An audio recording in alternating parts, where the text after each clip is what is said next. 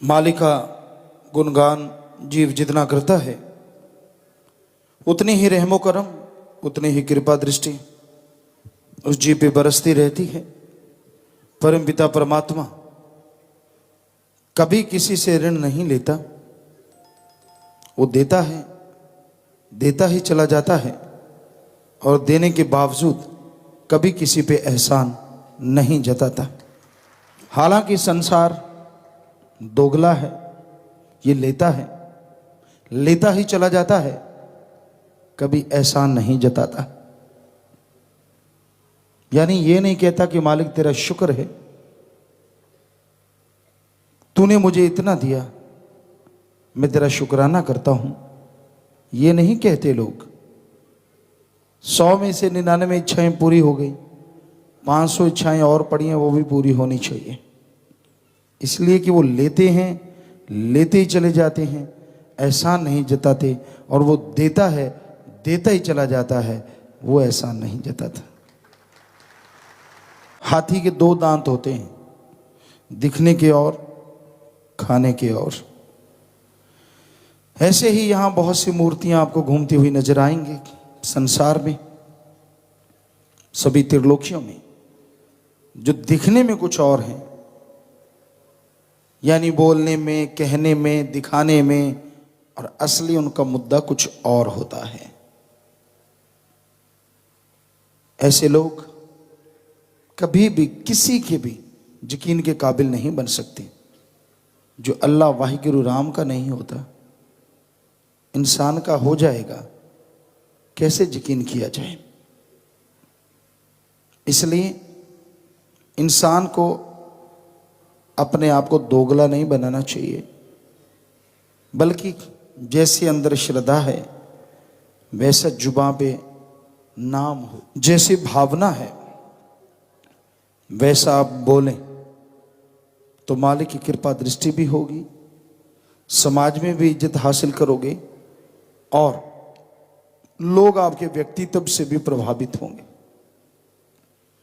प्रभावित तो लोग दोगलेपन से लोगों को कर लेते हैं। इतने शातिर, इतने चालाक, ओवर क्लेवर इंसान पल में उनके झांसे में आ जाता है। तो भाई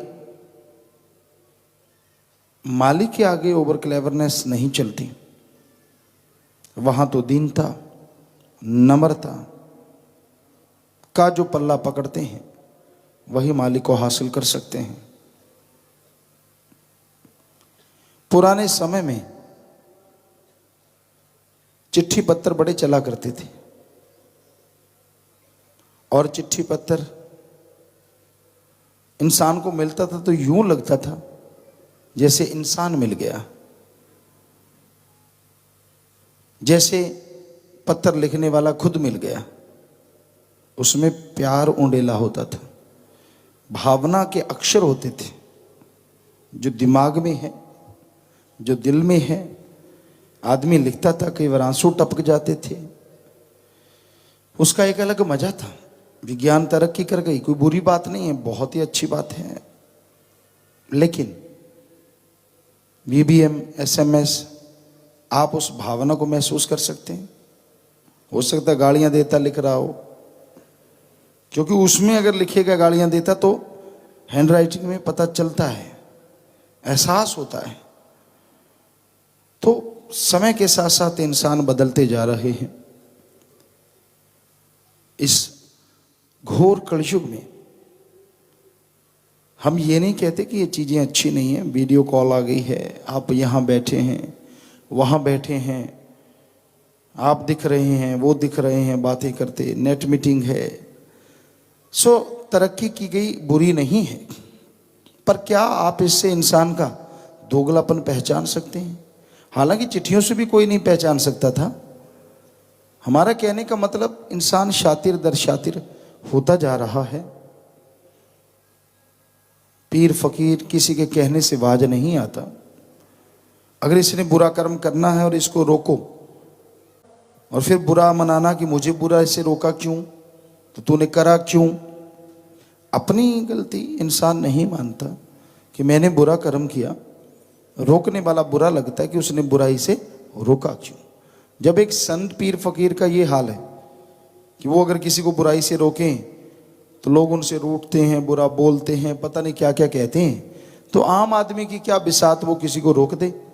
और अगर आपने रोक दिया तो अहंकार ना करो, ये मालिक की रहमत होगी जिसकी वजह से आपके कहने से कोई रुक गया, वरना आदमी की क्या औकात जो दूसरे आदमी को रोक सके।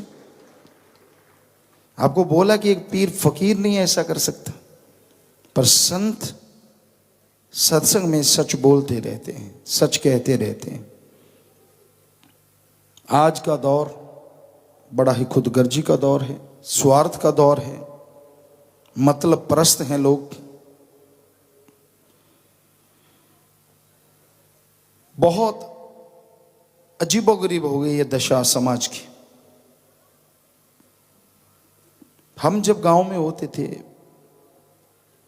23 साल 22 साल पहले की बातें हैं, युग हमें लगता है 5-7 साल के बाद ही बदल रहा है। वो युग नहीं, इंसान के मनोस्थिति का युग, टाइम की बात नहीं हम कर रहे। उस समय में हम खुद, आपको एक छोटा सा उदाहरण देते हैं। जो गऊ, जो भैंस घर में दूध देती थी, वो बिल्कुल बुजुर्ग हो जाती थी, पंजाबी जी कहते तोकड़, वो दूध नहीं देती थी, बंद कर देती थी गाय भैंस। फिर भी उनको खूंटे पे रखते थे, हम खुद चारा देते थे, परिवार चारा देता था। और जब वो मर जाती थी तो उसको ले जाके, यहाँ इज्जत की निगाह से अगर देखें तो वो जगह होती है, वहां पे जहाँ पशु मुर्दार फेंके जाते, वहां जाके छोड़ के आते थे बाकायदा। बल्कि कई परिवार तो रोते थे, इतना मोह होता था, इतना प्यार होता था। और आज दूध देना जरा सा बंद कर दे, कम कर दे, डंडा मारते हैं, घर से निकाल देते हैं। शहरों में देख लो, गांव में देख लो, आवारा पशुओं की गिनती इतनी बढ़ गई है। तो ये छोटी सी बात, पहले हमने नहीं सुना था अनाथ आश्रम। आपको झूठ नहीं कहेंगे, 100% सच है। हमने राजस्थान में जब पढ़ा करते, वहां रहे जितना टाइम, देखा भी नहीं था। और आज देख लो, पशु तो पशु, बुजुर्गों के लाठी मार दे, निकल घर से, कोई पेंशन नहीं आती, कोई काम का नहीं, काम का ना काज का, दुश्मन अनाज का, निकल घर से। तो पशु तो बेचारों की क्या औकात है, जब माँ बाप को डंडा मार के घर से निकाल रहे हैं। लानत ऐसी औलाद पे, लानत लानत लानती कहेंगे और क्या कहें। बड़ा ही दुख है, बड़ा ही दर्द होता है कि समाज कितना बदल रहा है, कितना प्यार, कितनी मोहब्बत। और आज हम आपको एक बात सुनाया करते थे, तब कोई कोई होता था, आज उनकी गिनती बहुत बढ़ गई है। आपको फिर से सुनाते हैं। एक लड़का था और बड़ा ही शरारती, छुट्टी होती खुशी मनाना, स्कूल लग जाते बड़ा मुश्किल होता उसको, टीचर ना आता बड़ी खुशी मनाता। तो एक टीचर साहबान थे, वो बीमार हो गए, बड़े अच्छे थे, हमें सब लोगों को बड़े पसंद थे। खासकर हमें वो पसंद होते थे जो बहुत अच्छा पढ़ाते थे। कईयों को वो पसंद बिल्कुल नहीं होते थे, क्योंकि जो सख्ताई से पढ़ाते थे, नेचुरली निकम्मापन जिनके अंदर होता है। तो उनको बीमार हो गए, वो बुखार हो गया शायद, अब ख्याल में नहीं, बहुत देर की बात है। तो वो आए, हम सब, हमारी आदत थी नेचुरली, बाकी सबकी भी आदत बन गई। हम गए, पाँव को ऐसे झुकते थे, और मास्टर जी, गुरु जी 2 शब्द अल्फाज इस्तेमाल करते थे। मास्टर जी आप आए नहीं, क्या हुआ? गुरु जी क्या बात हो गई?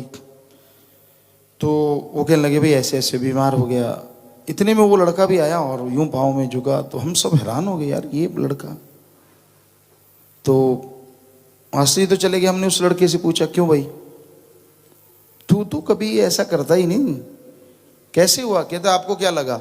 हमने कहा हम सब तो उनके दर्द में शामिल हुए कि जी आपको क्या हो गया, आप इतने लेट आए हैं, मतलब बड़ा दुख हुआ कि बेचारे बीमार हो गए। वो हंस पड़ा, कहता मेरा सिस्टम थोड़ा उल्टा है। क्या मतलब? कहता मैं तो पाँव के हाथ लगाने गया था कि मास्टर जी फिर आगे मरे नहीं।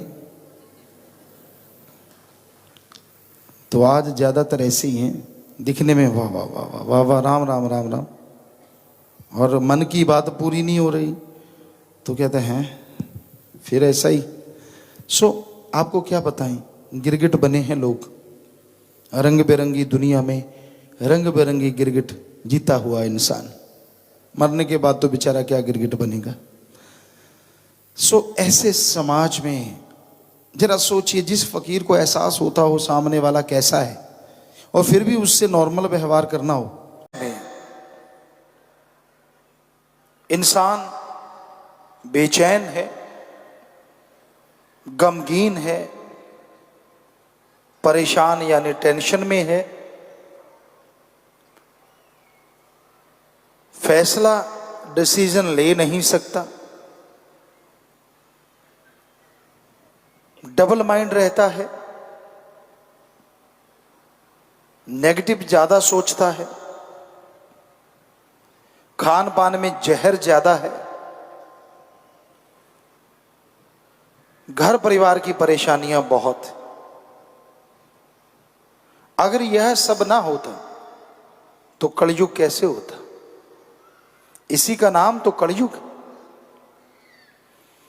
ज्यों ज्यों इंसान पढ़ाई कर रहा है, दुनियावी शिक्षा तालीम हासिल कर रहा है,